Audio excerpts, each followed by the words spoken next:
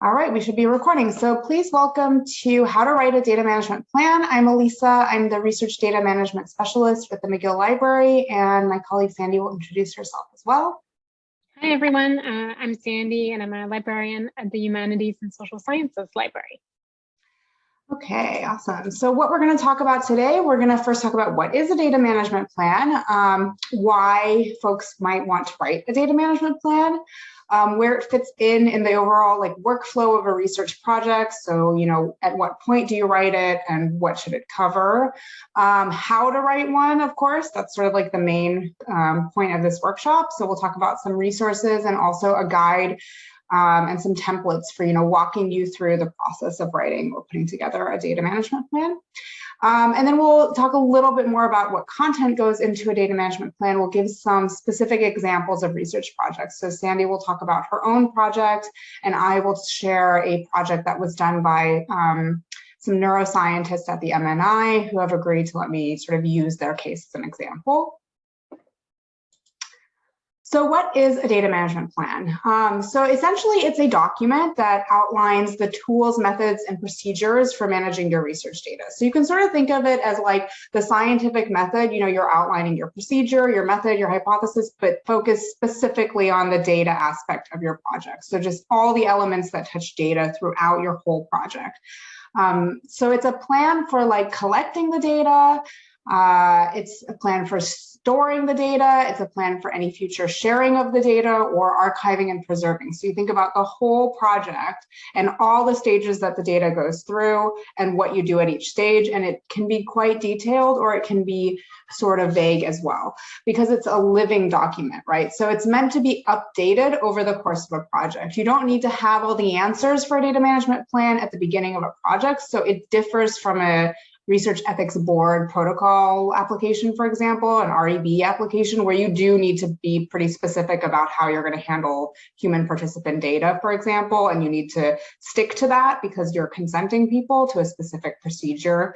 But our DMP is a little bit more flexible. It's more about you have an idea, you have an intention at the beginning of your project, you have some idea or some specific knowledge about where you're going to store it, who's going to have access to it. And it's just writing all that out so that you have the plan so that others can refer to it. And it's especially useful to have one for teams, so for groups that are doing research in a lab or as part of a team.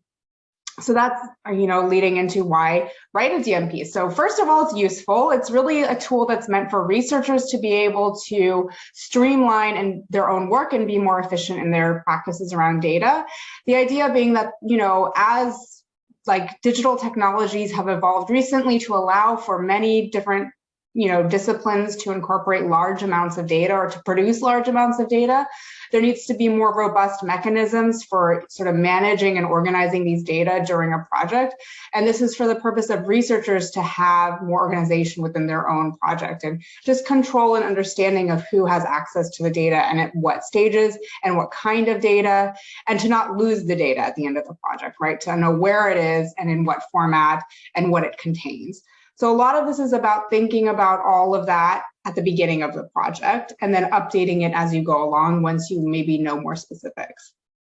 Funders have also recognized that this is a really critical part of having good research data management practices in general, that having a data management plan often is a critical aspect of doing meaningful work in data management.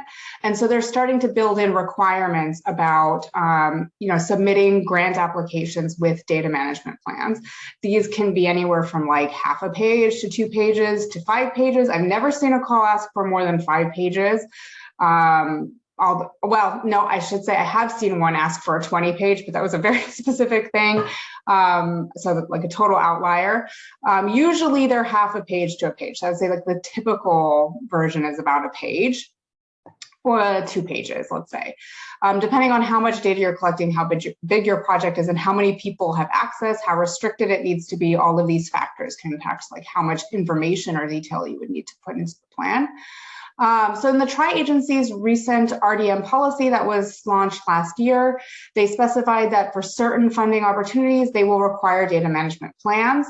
They were supposed to start rolling that out this year. I know that they just announced a few streams that will include, will be pilots for including the requirement to have a data management plan. So far, what I've seen is that there's maybe a handful of streams across all the 3 funding agencies that will require these.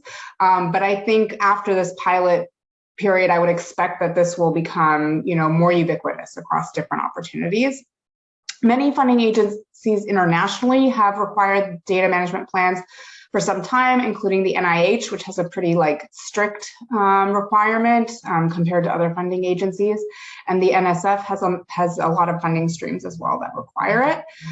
And we've also started seeing that some REBs, especially medical REBs, are asking for data management plans to be attached to ethics applications in the case where researchers aim to share their data openly at the end of a project.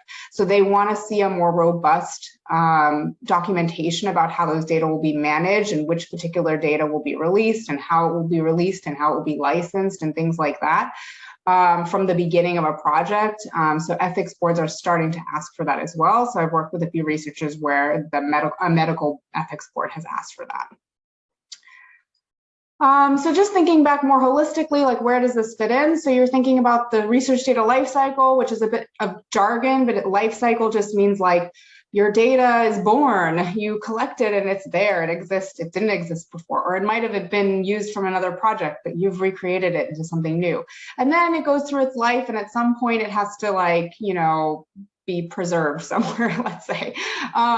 So it's that idea of that whole span of when the data exists has to be considered and in what form and in what stages. So the plan itself should sort of cover all these different aspects, these sort of 6 big topics in general, like planning, designing, collecting or capturing the data, collaborating with others on the data or analyzing it, managing and actively storing it during a project, but then also thinking about how you might share or publish the data following the completion of a project. And then later, thinking about how you discover, reuse, and cite other data sets that are out there. So in terms of how to write one, the main tool that we have here in Canada is called, it was called the Portage DMP Assistant. It's still branded as Portage. It will shift to a new branding called the Digital Research Alliance of Canada, or the Alliance. They've sort of subsumed this organization Portage, which had created this tool. But in any case, it's called the DMP Assistant. So whatever the name is, the link still is fine. They also have templates that are discipline specific. So they have one for neuroimaging, they have a qualitative health sciences template, they have mixed methods. I think they have about 12 to 15 of these. So I'll share the link to where those templates are in case you are interested. Let me find that link. And these are publicly available. You would feel free to sort of take them and use them and edit them however you may feel like. So I encourage you to take a look. They also have a number of primers or guides on how to write data management plans. So they have a lot of resources. There's also similar tools in the UK and the US. So there's DMP Online based out of the UK and then DMP Tool based out of the US. And these tools are trying to align with what the major public funders are asking for when they ask for data management plans in grant applications. So DMP Tool is really geared toward US based funding agencies, for example, but they're more or less asking the same thing. It's not really it's not really a country-based kind of distinction. So in most cases, if the questions or the templates are slightly different, overall, the information is going to be relatively the same. And I've also linked to a nice checklist that sort of walks you through what is sort of needed in a DMP. I'm going to briefly go through what the DMP Assistant tool looks like. I'm not going to switch to the interactive version online, but I'm going to go through it in the slides. But if we have time at the end, I'll go through and click through around again to show you the live demo. So essentially I'm going to put the link in the chat as well to the tool itself. And so anyone can sign up. You can sign up through your institution. I want to say, either McGill or UDEM or any number of institutions have a sort of instance of the DMP Assistant. You also don't necessarily need to sign up with an institution. So there is an option where it says my institution is not listed. Oops, let me find the link quickly. Go. So if you want to go and sign in or sign up, you can feel free.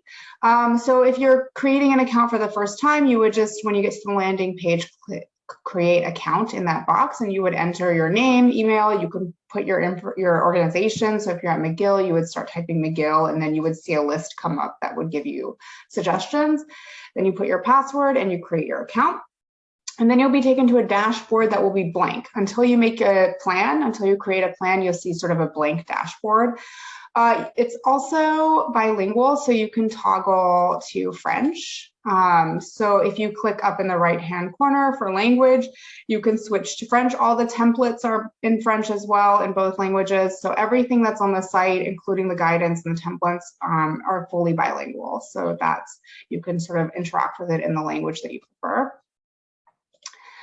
So after signing in, you'll either see, if you've already created an account and you already have plans, you'll see a list of the plans. So my dashboard, this is what I'm showing you now. This is my own dashboard. So you'll see a bunch of sort of fake DMPs that I created for training purposes.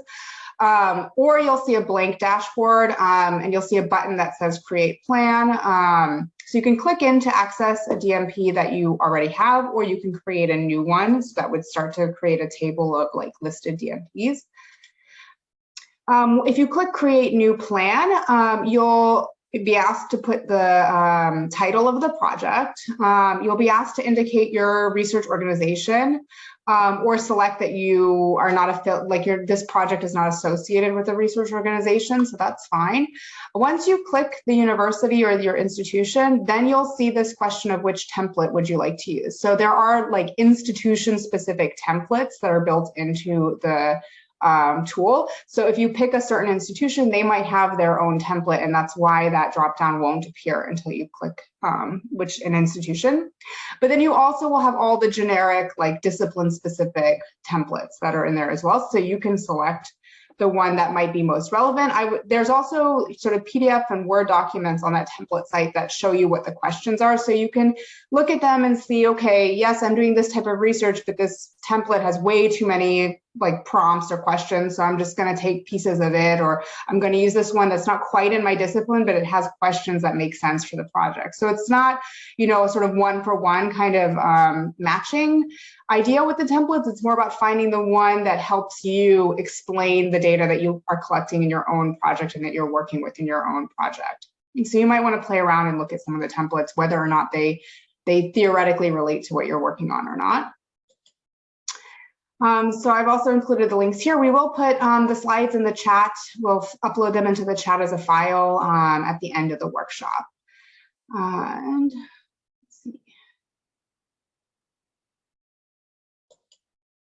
Okay, so if you had an existing list of DMPs, you could also do some other actions with them. So you can copy them. So let's say you're working on similar projects, you fill out a full DMP and you're working on a new version of a project, or it's a longitudinal study and you're on to the next year or the next time period. Instead of rewriting all of it or going in and editing it, you could just copy that plan and sort of like edit just the aspects that make sense to edit. You can download them, you can share them, and you can directly edit them by using the sections menu. When you click into your plan, you'll see the title at the top. So I have the effective X on Y mediated by Z, a really interesting study. Version 4. I've given this is my training title for my training fake DMP. So you can see here that there's different visibility levels. You can make them private, so you can make them restricted to people that you invite or just yourself. You can make it public, like anyone can view it. If you're like, whatever, I'm writing the best DMP in the entire world, I think people should see it, go for it. You can make it visible just to people at the organization that you've indicated that you're affiliated with. So it could be to McGill or UDEM, for example. And then you can designate one as like a test DMP as well. You can fill out all this information or none of it, whatever will help you complete the plan that you need to complete for whatever the reason is that you need to complete it. So if it's helpful to have the funder and the proposal abstract and like more information about the investigator, you can do that. And if not, you can sort of leave that blank. When you get into writing the plan, there's a tab of a plan overview that gives you all the questions in advance with some of the guidance in advance. So plan overview, that tab just sort of shows you what's in the template in terms of the questions.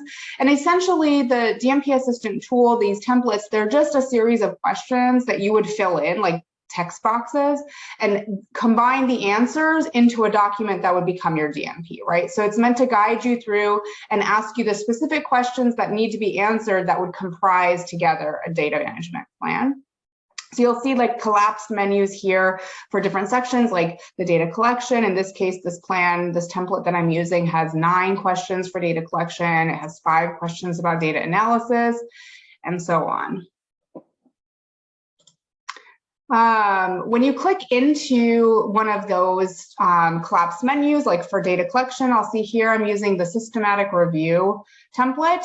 So there's a template for systematic reviews. If you do any kind of like knowledge synthesis work, this could be a good template. You can write guidance, you can write your response directly to these questions. There's also on the right-hand side specific guidance. So if you're using a template, the guidance will be tailored for that discipline or that topic. So the guidance on the right-hand side here is all about the kinds of responses that would be appropriate for systematic reviews in this case. If you were using the qualitative health sciences template, there would be information, guidance about, what's an appropriate kind of response or an example response for qualitative health sciences. And you'll see below the text box that there is actually an example answer in this template. So some templates have examples of like the kind of answer that, you should be writing, and others don't have that example. So just something to be aware of.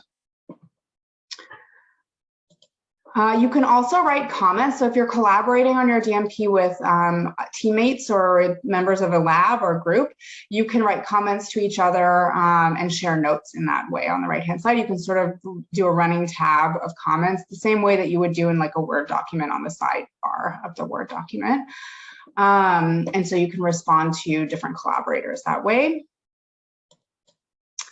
At the end, when you go to the share tab, so let's say you filled out your whole data management plan and now you're ready to share it, you can add collaborators at that level. So you could do that before you write the plan, or you could do that at the end, like I'm finished, I'm going to share it with the rest of the team so that they can see and agree on this, or you can share it at the beginning of the project. So you would just put their name in. So I've invited Sandy to collaborate on this DMP with me, but I've given her read-only access. So you can make them co-owners, which means they can delete it. You can make them an editor, which means they can edit everything, but they can't delete the plan. And you can make them read-only, which means they can't edit anything. So there's different levels of permissions.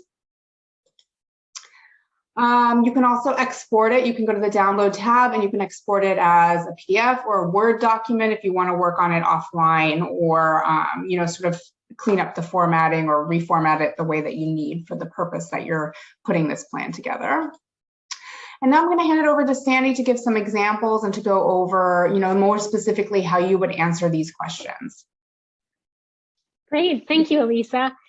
So we already got a little bit of a sneak peek at some of the information that may be included in a DMP. If you, like Elisa mentioned before, that DMPs are not as precise as, say, a research ethics request, right? But you'll see that some of the information might be the same, or you may have to provide even more detail than you would in a DMP. So it's definitely good to build it ahead of time, and you can reuse it in a lot of cases. So what's included will usually be a project or study description and the list of data that you will collect, right? So that if someone is coming and looking at your project, they get an understanding of what it is. What's your data? What are your variables? So on and so forth. How you will store that data during the study, how you will make it available or not. It may be sensitive data that you cannot make available, so you would specify that, and how you will archive or preserve the data post-study, so long-term. So if we go to the next slide. So first thing we mentioned, description of your project, but also the types of data that will be collected, right? So what will you collect, create, link to, what file formats is it going to be collected in? Will it allow for reuse or long-term storage? So you may want to think about, if you're using proprietary softwares, making sure that you have that data saved in a different format as well.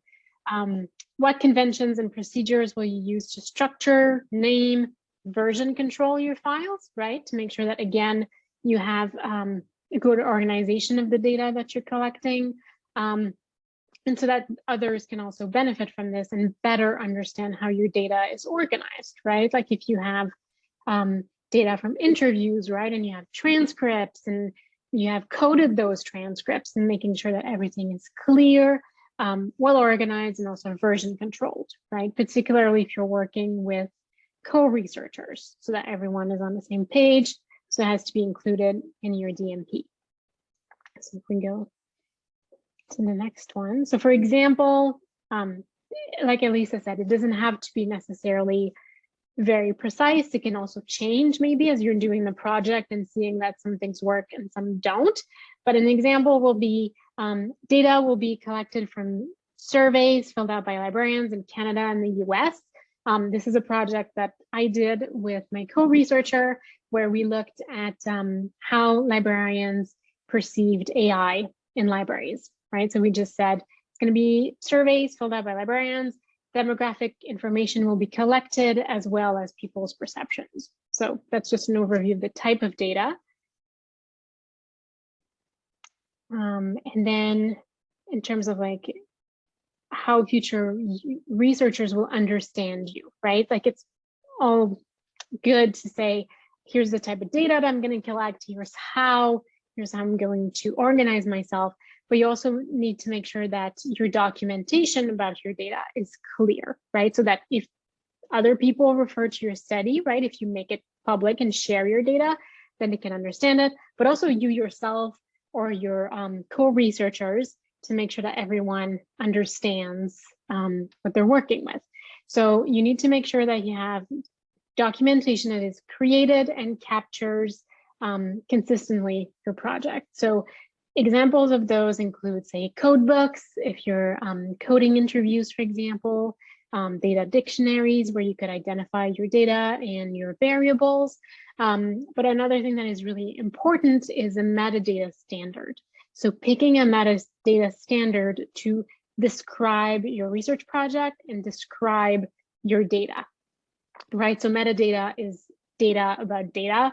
A really good example I can give you in libraries is when you have a book, right? And you look at the title, the author, publishing house, that's all metadata because it's all data about the item. So you want something that's going to describe your data of your projects. There is like a kind of a basic metadata standard that's called Dublin Core that has like some of the main descriptions you may want, like content of files, names, creators, so on and so forth. But there's also a lot of discipline-specific ones. So it's definitely worth it to go and investigate. It doesn't take very long, and we have some resources for that as well. But see if your discipline has things that are specific to it, right? Because if you're doing research that includes participants or geographic regions, it may require different metadata than if you're doing interviews, for example. So it's definitely something to look at. And we've given an example here of electrophysiological data, and it includes metadata primarily in the form of surgery and recording logs on the nature of the experiments, right? So again, very specific to that specific field, right?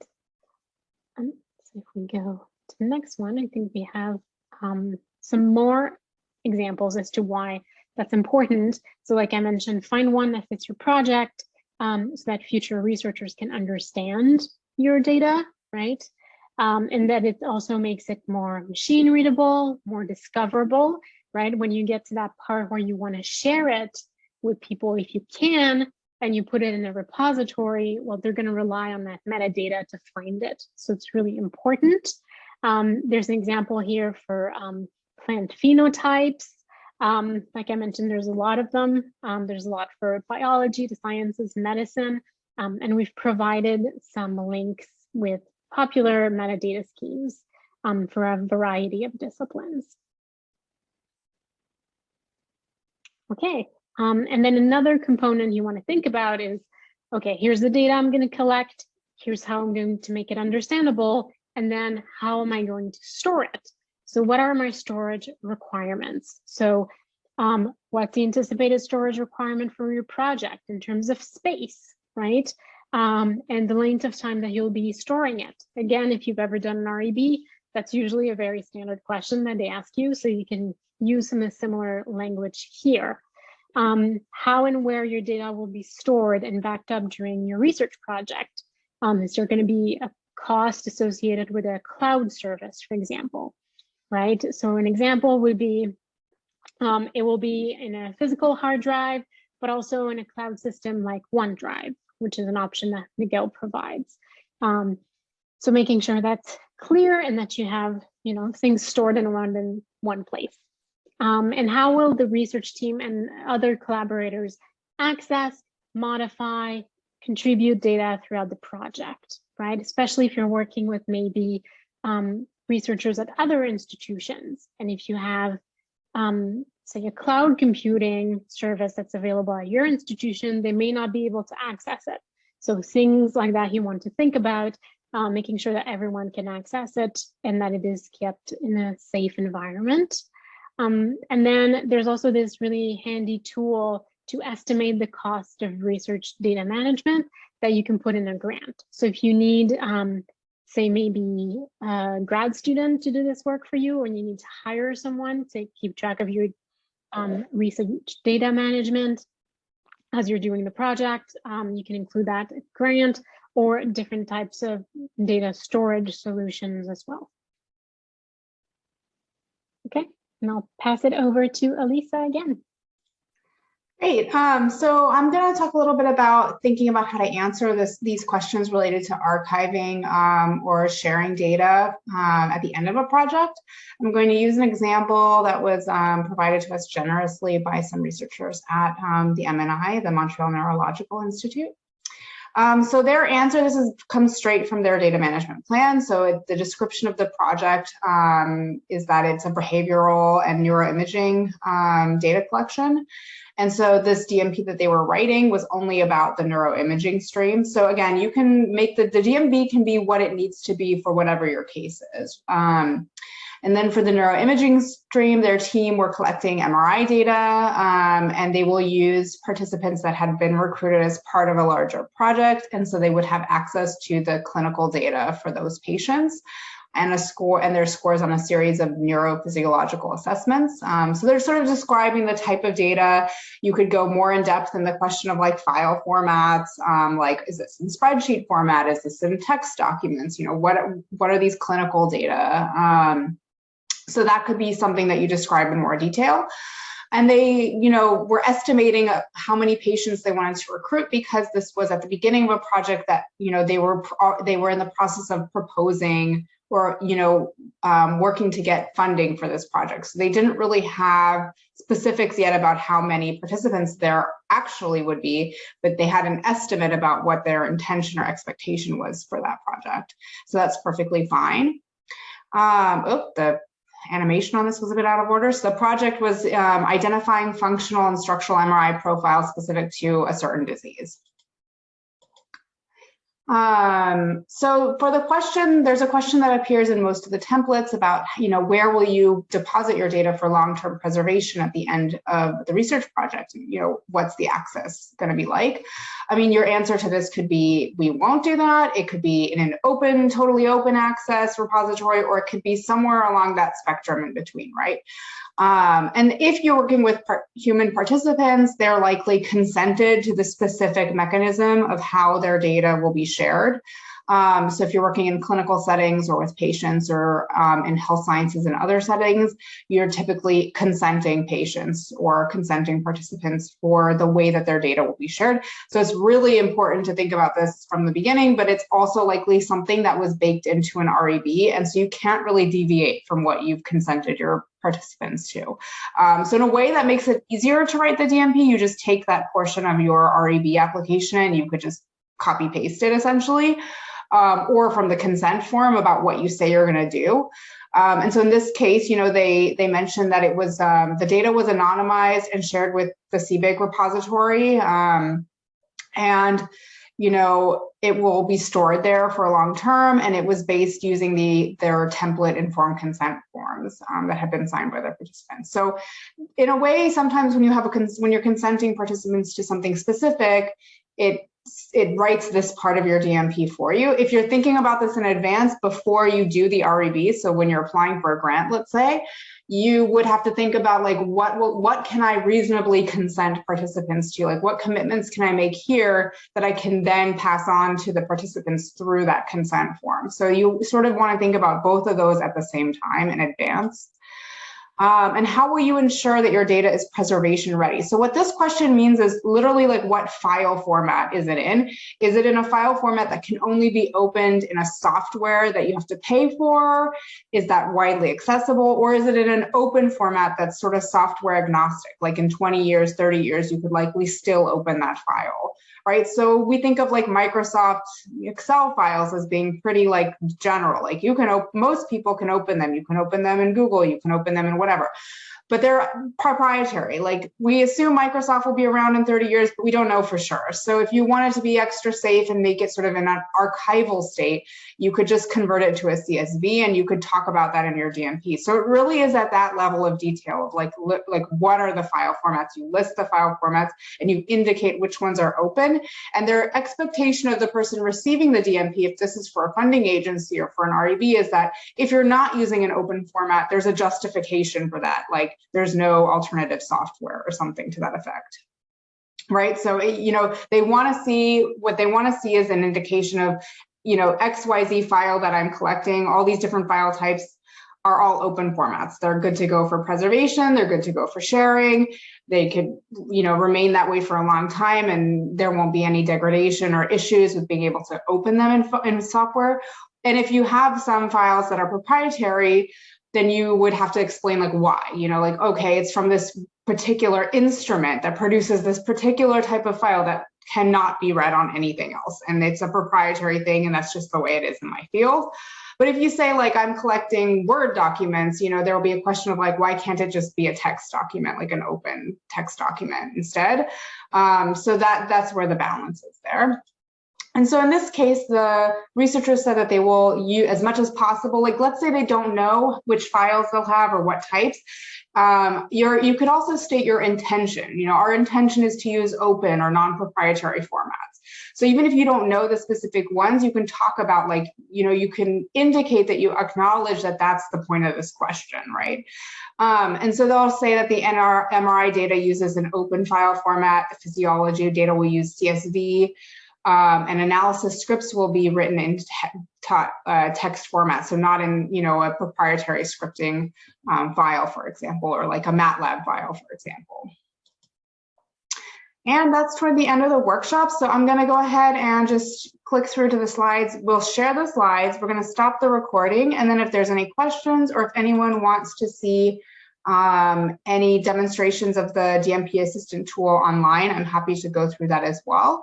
So I'm going to go ahead and stop this and share the files, and then we will